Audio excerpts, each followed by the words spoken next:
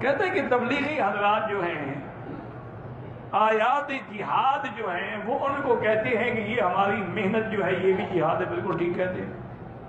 سب سے پہلے تو اپنے نفس کے خلاف جہاد کرو. نفس کے خلاف جہاد کیسے ہوگا جب اس کی نافرمانی کرو گے؟ اور جب دین کے کام کے لیے نکل رہے ہو یہ بھی جہاد ہے. جہاد صرف قتل ہونے کا نام تو نہیں ہے.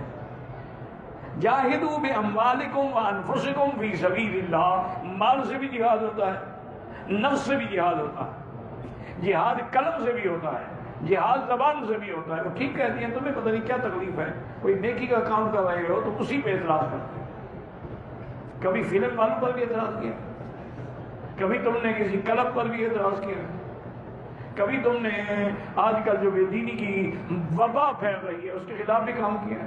اگر وہ بیچارے محنت کر رہے ہیں اور ان کی محنت سے اللہ کا شکر ہے لاکھوں لوگوں کے گھر بچ گئے, لاکھوں لوگوں کی اصلاح ہو گئی, لاکھوں بے نمازی بن گئے, لاکھوں لوگوں کی شکلیں اور لباس بھی سنت کے مطابق ہو گئے, تو اگر تم ان کا ساتھ نہیں دے سکتے ہو اعتراض کر کے اپنی عاقبت خراب نہ کرو.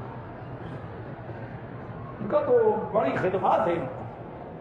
ابھی مجھے ایک آدمی بتا رہا تھا, ابھی میں آیا ہوں, ابھی مجھے ایک آدمی بتا رہا تھا, میں نے رات خواب میں دیکھا کہ بھائی عبد الوہاب صاحب اور آپ کٹھے مسجد میں بیٹھے ہوئے ہیں اور بڑے خوش ہو گیا.